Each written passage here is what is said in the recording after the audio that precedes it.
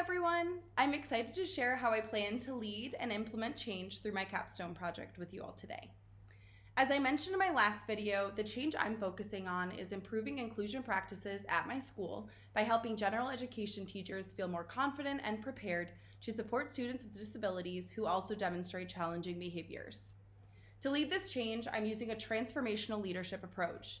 This style of leadership focuses on building relationships, empowering staff, and creating a shared vision, all of which are essential for a school culture that truly embraces inclusion. According to Lambert et al., transformational leadership is especially effective in inclusive schools because it fosters collaboration, supports teacher growth, and encourages shared decision-making. As they explain, school leaders play a vital role in developing inclusive environments by recognizing and supporting staff, promoting teamwork, and promoting the infrastructure needed to sustain collaboration.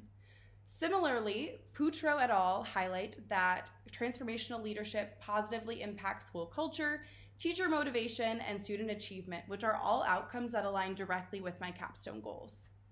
This research really resonates with me because I strongly believe that no one can implement inclusive practices or inclusion by themselves. It's always a team effort, especially between general education teachers, special education teachers, paraprofessionals, teaching assistants, and administrators. Everyone needs to work together to ensure inclusion is effective. As the leader of this project, my goal is to bring all of these groups together through professional development and ongoing collaboration. Research also strongly supports the need for this work. According to Killeber, 2019, although most students with learning disabilities now spend the majority of their day in general education classrooms, only 17% of general education teachers report feeling very well prepared to teach them.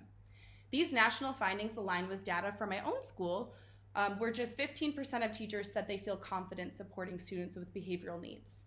This lack of preparation contributes to classroom disruptions, increased office referrals, and overall negative outcomes for students and teachers alike.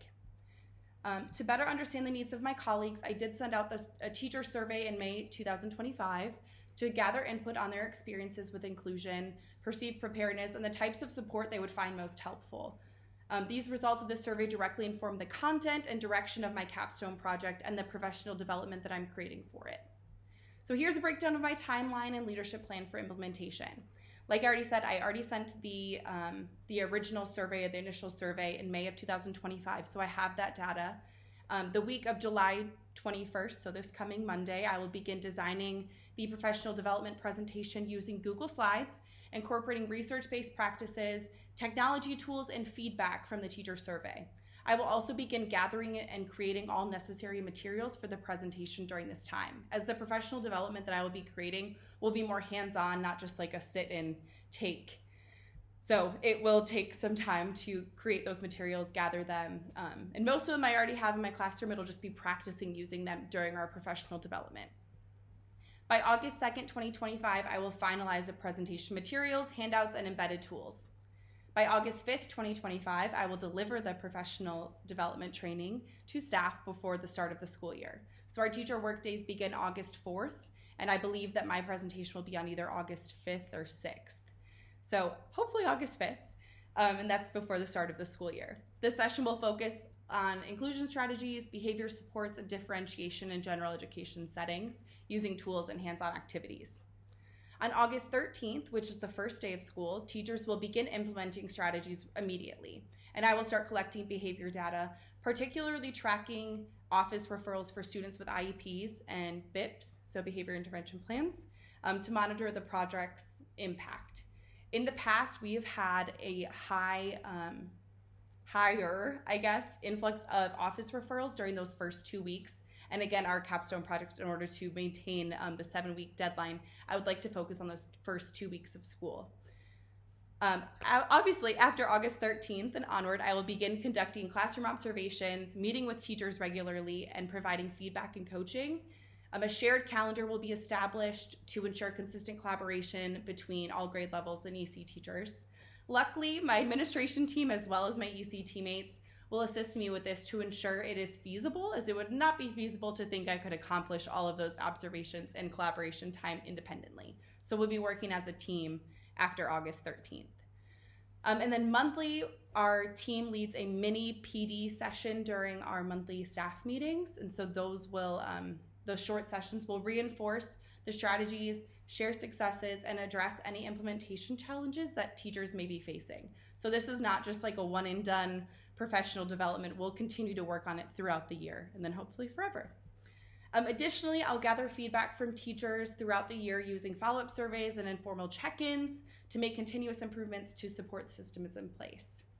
And finally, stakeholder involvement is a key part of this work. Teachers, paraprofessionals, teaching assistants, special educators, and administrators are all involved from the planning process to the execution. As Lambert et al. Stated, inclusive schools thrive when school leaders create structures for collaborative planning and shared decision making.